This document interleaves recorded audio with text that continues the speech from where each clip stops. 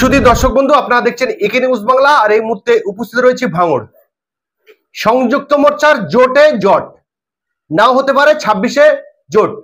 ইতিমধ্যেই নওশাদ সিদ্দিকী বামফ্রন্ট চেয়ারম্যান বিমান বসুকে চিঠি লিখে আগে থেকেই বলে দিয়েছে যে 2021 সালে আমরা বাম কংগ্রেস আইএসএফ জোটে এসেছিলাম। আমরা 2026-এ আমরা চাইছি জোটটা তাড়াতাড়ি হোক। প্রথম পর্বের চিঠি বামের চেয়ারম্যান শ্রদ্ধেয় সম্মানীয় বিমান বসু স্যারের কাছে পাঠিয়েছি। কিন্তু বামফ্রন্ট একটি দল যারা নীতি আদর্শ এবং নিয়ম শৃঙ্খলা মেনে চলে।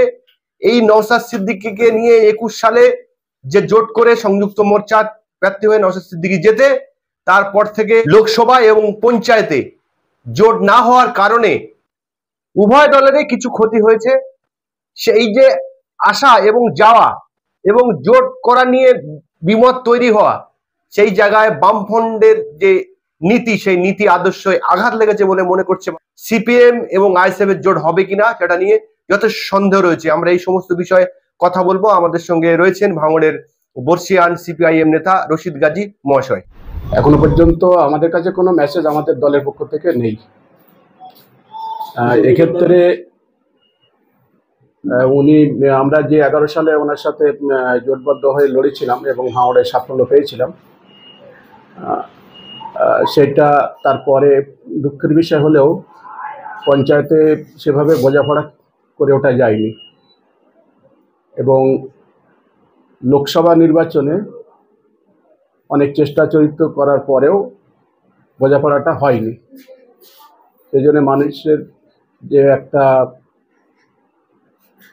ভরসা এবং বিশ্বাসযোগ্যতা কিছুটা ঘাটতি হয়েছে এবং এই আলোচনায় আমরা বামপন্থীরা শুধু তো সিপিআইএম নয়, আমাদের বাম কংগ্রেস এবং বামপন্থীদের মধ্যে অনেকগুলো দল, সবাইকে ঐক্যমত্য করে আমাদের ব্যবস্থাটা করতে হয় এবং দুটো বিষয়, প্রথমে যেটা বললাম, কিছুটা অন্তরায় আছে। দুটো পঞ্চায়েত নির্বাচন, লোকসভা নির্বাচনে বোঝাপড়া না হওয়া এবং বামেদের যে দলগুলো আছে তাদের মধ্যে ঐক্যমত্য তৈরি করার জন্য সময় লাগছে এবং আশা করব হয়তো খুব শীঘ্রই আমাদের বাম ফ্রন্টের মধ্যে আলোচনা করে নেতৃত্ব জানাবেন এবং এর দায়িত্বটা সম্পূর্ণ আমাদের রাজ্য নেতৃত্বের উপরেই নির্ভর করছে। এখনো পর্যন্ত আমাদের কাছে কোনো বার্তা আসেনি, যথাসময়ে হয়তো বার্তা আসতেও পারে। এবং একটা কথা শুধু বলার, নওশাদ সাহেব এখন যেভাবে আগ বাড়িয়ে জোটের কথা বলছেন, এইটা লোকসভা নির্বাচনের সময় একটু আগ্রহী হওয়া উচিত ছিল। সেক্ষেত্রে ওনার কিছুটা ঘাটতি ছিল এবং আশা করছি হয়তো খুব শীঘ্রই কোনো একটা বার্তা আমাদের কাছে আসবে। সংযুক্ত মোর্চার যে জোটটা হয়েছিল 2021 সালে, ইতিমধ্যেই প্রদেশ কংগ্রেসের যে সভাপতি তিনি পরিবর্তন হয়েছে, তার মনোভাব তিনি সম্ভবত সিপিএম এর সঙ্গে জোট করবে না। কংগ্রেস বামেদের সাথে 21 সালে জোটে ছিলেন এবং ওনাদের আইএসএফ এর সঙ্গে জোট করার ওনাদের আপত্তি ছিল। পরবর্তীকালে আইএসএফ এর সাথে জোট করেও কোনো সাফল্য আসেনি। হয়তো সেখান থেকে তারা চিন্তা ভাবনা করেছেন বা সর্বভারতীয় ক্ষেত্রে তাদের বাধ্যবাধকতার মধ্যে হয়তো তারা এই সিদ্ধান্ত নিয়েছেন যে বামেদের সাথেও তারা থাকবেন না। এই একটা সমস্যা আছে কংগ্রেস, বাম এবং বামেদের সাথে আইএসএফ বা অন্য দলগুলোর বোঝাপড়ার ক্ষেত্রে আলোচনার বেশ কিছু বিষয় নেতৃত্বের ভাবনার চিন্তার মধ্যে রাখতে হয়। সেই জন্যে আমি খুব বেশি ইতিবাচক দিক কতটা কি আছে না আছে নেতৃত্বই বলতে পারবেন, তবে আমার মনে হয় আলাপ আলোচনার স্তরে আছে, এটা এই মুহূর্তে পরিষ্কার করে বলা সম্ভব নয়। প্রদেশ কংগ্রেসের প্রাক্তন সভাপতি অধীর রঞ্জন চৌধুরী, তিনি কট্টর তৃণমূল বিরোধী ছিলেন, সেই জন্য বামেদের সঙ্গে জোট করেছে। আর বর্তমান যিনি প্রদেশ কংগ্রেসের সভাপতি রয়েছে শুভঙ্কর বাবু, তিনি কিন্তু মৃদু তৃণমূলপন্থী এবং তৃণমূল ঘেঁষা। সেই জায়গায় 26শে বিধানসভায় ওদের সঙ্গে জোট 20 বছর জোরে। আপাত দৃষ্টিতে সেটাই মনে হচ্ছে, কিন্তু উনি কতটা তৃণমূল ঘেঁষা কি বাম ঘেঁষা, কংগ্রেসের সাথে আমাদের কিন্তু কোনো সময়ই বোঝাপড়া সেই অর্থে ছিল না। বিজেপিকে হারাতে গেলে দরকার হলে কংগ্রেসকে ভোট দিন, সেখান থেকে শুরু হয়েছিল এবং আমরা 61টা এমপি পেয়েছিলাম। তবুও কংগ্রেস সরকারে আসতে পারেনি, সে কারণে আমরা বাইরে থেকে ন্যূনতম কর্মসূচির ভিত্তিতে আমরা সমর্থন দিয়েছিলাম। কতগুলো দাবি দেওয়া ছিল, সেই দাবি দেওয়ার ভিত্তিতে আমরা সেই সময় 100 দিনের কাজ 70,000 কোটি টাকা কৃষি ঋণ মকুব করাতে পেরেছিলাম, আর অরণ্যের অধিকার বলে একটা আইন পাশ করাতে পেরেছিলাম। বেসরকারীকরণের ক্ষেত্রে অনেকটা আমরা প্রতিবন্ধকতা সৃষ্টি করেছিলাম। দ্রব্যমূল্য বৃদ্ধি খানিকটা প্রতিরোধ করানো গেছিল বামপন্থীদের 61টা এমপি চাপে। তার পরবর্তীকালে আমরা 2008 সালের পরে 9 সালে আমাদের একটা নীতিগতভাবে আমরা সমর্থন তুলে নিয়েছিলাম। সেই সময় তৃণমূল সমর্থন দেওয়ায় তো লোকসভা নির্বাচনে আমাদের কিছুটা পরাজয় ঘটে। তারপর 11 সালে তো আমরা পশ্চিমবাংলার থেকে আমাদের সরকার চলে যায় এবং কংগ্রেসের সমর্থনে তৃণমূল সরকার প্রতিষ্ঠা হয়। এইটা হচ্ছে একটা ঘটনা।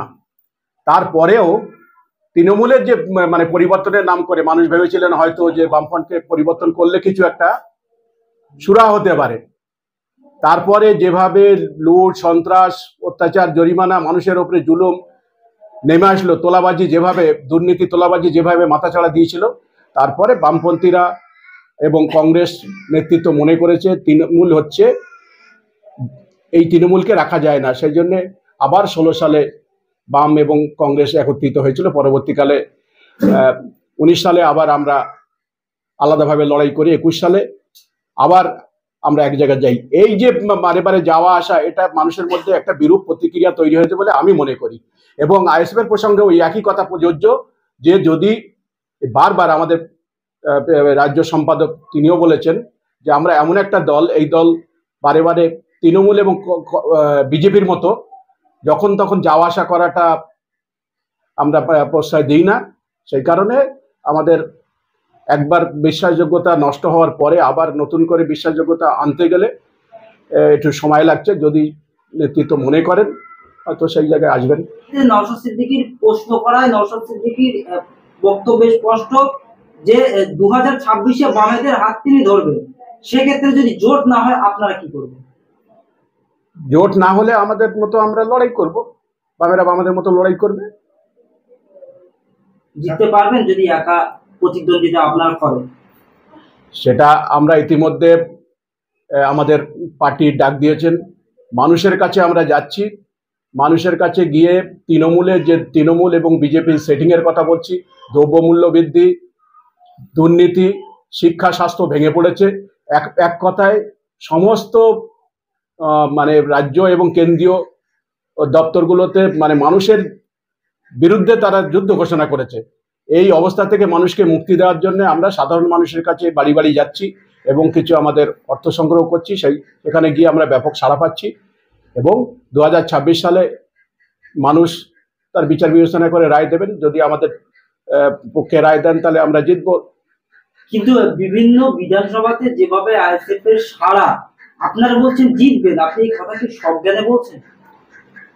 একটা কথা বলি, সেটা হচ্ছে যে মানে আইএসএফ প্রসঙ্গে আমার কোনো বক্তব্য রাখার প্রয়োজন মনে করি না, কিন্তু একটা কথা পরিষ্কার, আমি 2021 সালে যথাযথভাবে আমি নওশাদ সিদ্দিকী ইলেকশন এজেন্ট এবং আমাদের বিধানসভা কমিটির কনভেনার হিসেবে এই যে জোড়া দায়িত্ব আমি আমার সাধ্যমতো পালন করেছিলাম। পরবর্তীকালে রেজাল্ট যেটা আমরা দেখেছিলাম, উনি জয়লাভ করলেও একটা সম্প্রদায় ভোট উনি পাননি, বিশেষ করে হিন্দু সম্প্রদায় ওনাকে সেভাবে সমর্থন দেননি। হিন্দু বুথগুলোতে খুব খারাপ রেজাল্ট হয়েছিল এবং মুসলিম বুথগুলোতে একেবারে ঢেলে ভোট দিয়েছিলেন। এবং পঞ্চায়েত নির্বাচনে সেই একই ধারা বজায় ছিল, লোকসভা নির্বাচনে সেই ধারাই বজায় আছে। সেই কারণে আমরা চাইছি দল মত নির্বিশেষে সমস্ত মানুষের সমর্থন, যেটা আগের দিনে ছিল। এবং বামপন্থীরা, আমরা মানুষের কাছে কি এটাই বলছি, বামপন্থীরা যতদিন শক্তিশালী ছিল, লাল ঝান্ডা যতদিন শক্তিশালী ছিল, ততদিন পর্যন্ত রাজ্যে এই দুরবস্থা আসেনি। আবার লাল ঝান্ডাকে ফেরাতে হবে। মানুষ আমাদের কথা শুনছেন এবং আমাদের সাথে সহমত পোষণ করছেন। তবে নির্বাচনের রায় ঘোষণা, নির্বাচনে কিভাবে মানুষ সমর্থন করবেন, কতটা তার সাফল্য আসবে, সেটা সেই সময় বলতে পারা যাবে। এবার আগাম কোনো আভাস দেওয়া সম্ভব নয়।